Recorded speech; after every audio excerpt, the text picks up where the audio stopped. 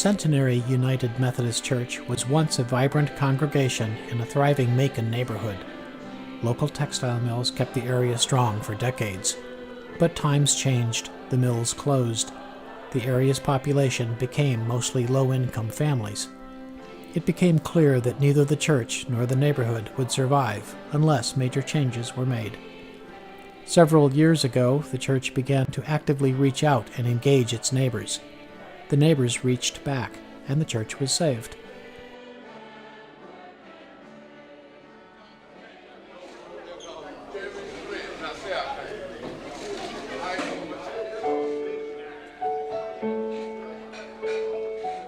The congregation is now quite diverse and committed to addressing community concerns in long-term and sustainable ways.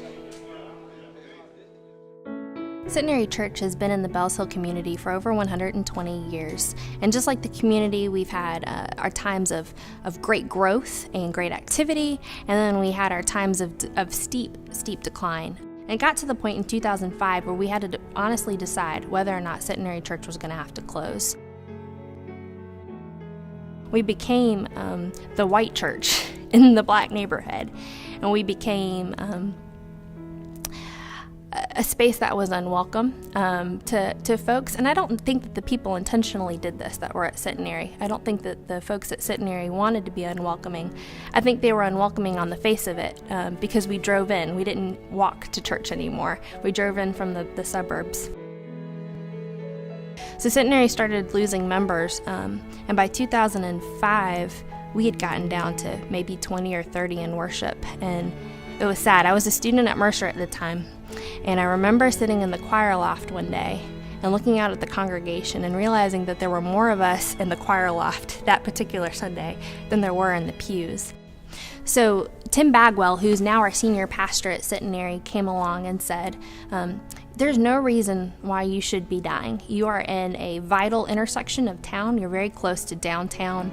You're across from a major university in Macon. And the folks that were here really did want to know their community and want to be part of it.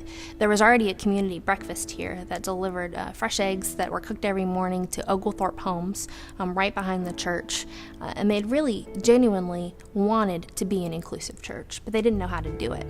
So Tim said, okay, you are not going to die. We are going to revitalize this church. But in order to revitalize this church, we need you to be intentionally inclusive. You're going to be inclusive of folks that you would never have sat next to in church before. You are a predominantly middle-class white church in a predominantly low-income African-American neighborhood. You need to be intentionally inclusive of folks of all races and folks of all economic classes. And so they were okay with that. It was going to be a little scary. We lost a few people at the beginning. That's okay. I feel like since then we've grown tremendously and have really embraced this idea of inclusivity. And we plastered it all over our walls. We made banners that said, love God, love yourself, love others, and serve. We said from the pulpit over and over again, this place is a place for all. And when we say all means all. We had started this garden, the Bells Hill Centenary Community Garden, a couple of years ago. And when we started the garden, we wanted everybody to be part of it, but we were saying everybody come out. But gardening is backbreaking work, and you have to be fairly able-bodied to be able to get down on the ground and work with your hands. So one of the first things we did with GCDD was to ask for money to do wheelchair height beds. And so we were provided funding, and we built wheelchair height beds for gardening. So now everybody can garden. Our community gardens philosophy is that if you work it, you get to get it. There's no fee. We don't have requirements for as far as volunteering goes. If you go out into the garden and pick a weed, take an eggplant home with you. Whatever you get is yours. The whole garden is there for you. The whole harvest is there for you. We got to go to Indianapolis on a learning journey with the Georgia Council on Developmental Disabilities. And when we were there, we learned about the Roving Listener Program. And what the Roving Listener Program does is it hires folks to go out into the community and listen to people's stories. They're listening for what they're good at. They're listening for how they feel about their community, what changes they'd like to see in their community. And then they bring people together across common interests. So we decided to replicate that program and give it, a Macon twist. It has to be contextualized. So when we brought it back to Macon, we decided that we were going to do a pilot project in 2012. And now these roving listening teams are going out into the community. And what they're listening for those hidden gems, those gifts that people have that we may not know about. We want to know the community. We want to be invested in our community. We want to hear the random stories. Why is there a Space Needle in Jesse Evans' yard? I always wondered that, and I wasn't brave enough to go ask. And our youth listeners went down to Mr. Evans' house and asked him. Those are the types of things that we want to know. We want to know who are the artists in our community, who are the gardeners, who are the child care providers, and we want to unite people across common interests. We're also going to be asking them what they'd like to see different in the city of Macon. We want to see folks that have common ideas of how we can make our community better, get together and actually do some of those ideas. We want to tell them about potential sources of funding for those ideas. We want to tell them about ideas of that have worked and not worked.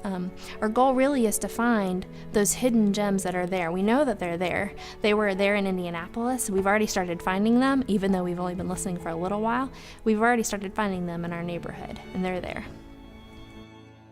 One of the most amazing things about this project is the fact that we have these young people who have lived in this community, traveled through this community, and they're able to now get in the community, become a part of the community, and to meet their neighbors. And now that the kids are going out, meeting them and asking questions, they're finding out exactly how valuable our community is.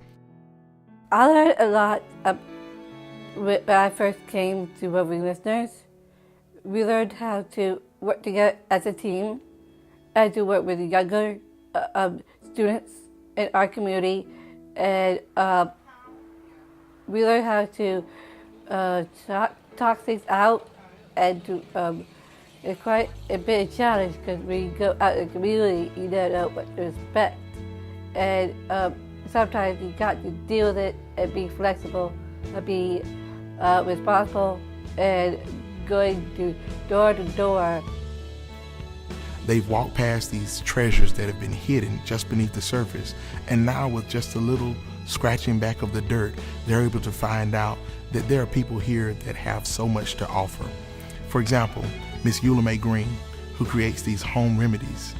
She's never taken any medications, never had a need to take medications. She won't even accept assistance from an individual to help her do something that she's able to do. Mrs. Green is a quilter. She learned to quilt from her grandmother, who just threw a couple of scraps down on the floor for her to play with, and she eventually took up the trade. There's also Mr. Wyman Brooks, who operates the local bicycle program. Not only does he give people bicycles to help them go from point A to point B, but Mr. Brooks also is a caregiver. He's concerned about the individual and their health, not only physically, but even spiritually. Miss Connie is the local music teacher, and the kids didn't even realize that she was here, but Miss Connie is giving music lessons at about $15 an hour to the local community. These are the gems, these are the jewels that we live around, and it's just a matter of us making the community whole again, us actually taking the time out to build a relationship with those people that are around us, and that's what's making this a wonderful project.